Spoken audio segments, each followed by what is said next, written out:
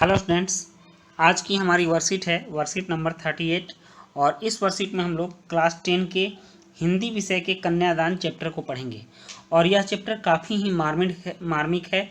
लेखक ने कवि ने जो ये कविता लिखी है यह काफ़ी मार्मिक है, काफ़ी संवेदनशील है। इस चीज़ को हमें समझना है और इंटरेस्टिंग भी है, इसलिए आप लोग मन लगाकर इसको समझेंगे और व्यवहार में भी उतारेंगे, क्योंकि यह काफ़ी व्यवहारिक भी है। तो चलिए हम लोग वर्कशीट शुरू करते हैं।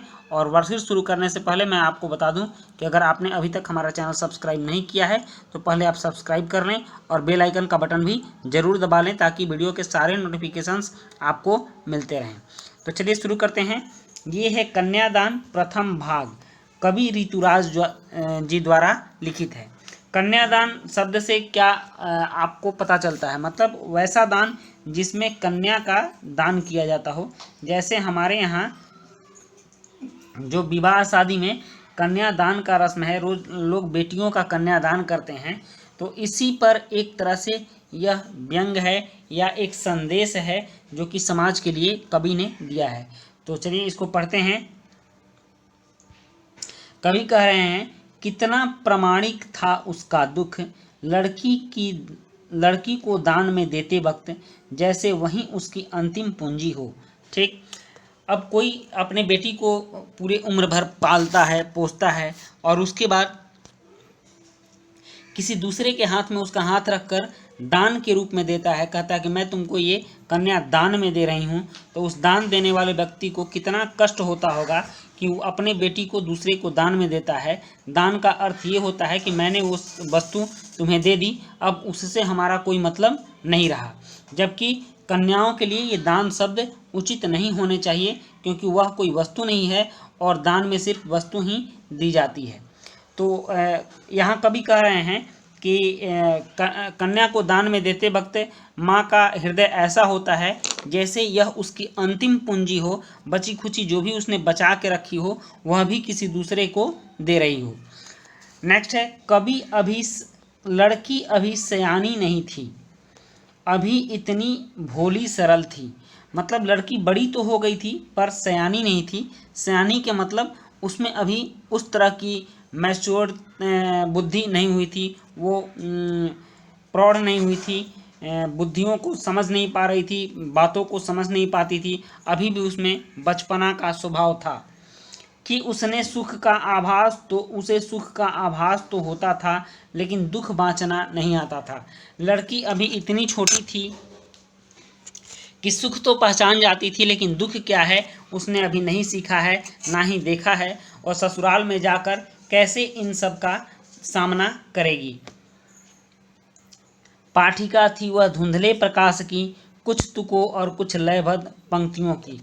वह जो थी उसने अभी संसार के सांसारिकता को नहीं देखा था, सिर्फ दूसरों से सुन करके ही वो जानती थी कि ससुराल अच्छा होता है, लेकिन ससुराल में आने वाली कठिनाइयों से वो अनभिज्ञ थी। तो यहाँ कुछ शब्दार्थ हैं और उसके बाद कविता का भावार्थ भी है। शब्दार्थ में प्रामाणिक मतलब प्रमाणों से सिद्ध, सयानी मतलब समझदार, बड़ी, आभास मतलब एहसास, बाँचना मतलब पढ़ना, लयबद्ध मतलब सुरताल। भावार्थ, कवि ऋतुराज कहते हैं, मतलब प्रस्तुत पंक्ति में कवि ऋतुराज कहते हैं कि अपनी लड़की का कन्यादान अर्थात शादी के बाद विदा करते वक्त किसी माता का दुख बड़ा ही स्वाभाविक होता है। हर माता को यह लगता है कि उसके जीवन की आखिरी जमा पूंजी भी उससे दूर चली जा रही है। बड़े ही लाड़ दुलार से उन्होंने अपनी बेटी को पाल पोस कर बड़ा किया था। आखिर अपनी बेटी के साथ ही तो अपने जीवन का सुख दुख बांटती थी, वहीं तो उनके जीवन की साथी थी, पर अब यह साथी भी उनसे दूर चली जा रही है। आगे कवि कहते हैं कि लड़की बड़ी तो हो गई थी, लेकिन पूरी तरह से सयानी नहीं हुई थी, अर्थात दुनियादारी की समझ अभी तक उसमें नहीं आई थी। उसने अभी तक अपने घर के बाहर की दुनिया को नहीं देखी थी, उसे जीवन की जटिलता का सामना नहीं करना पड़ा।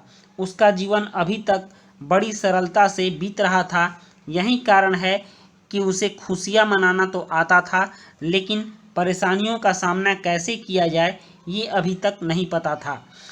अपने घर के बाहर की दुनिया उसके लिए एक धुंधली तस्वीर की तरह थी जिसे वह कभी ठीक से देख नहीं पाई थी। जब तक कोई व्यक्ति घर के बाहर कदम न रखे, बाहर की दुनिया में वक्त न गुजारे, तब तक उसका संपूर्ण रूप से विकास नहीं हो सकता।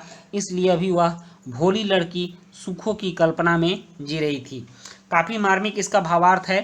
तो ये इसके साथ ही आपके वर्कशीट का कविता और उसका भावार्थ हो गया। और इसमें कुछ प्रश्न है, इन प्रश्नों के उत्तर भी हम देख लेते हैं।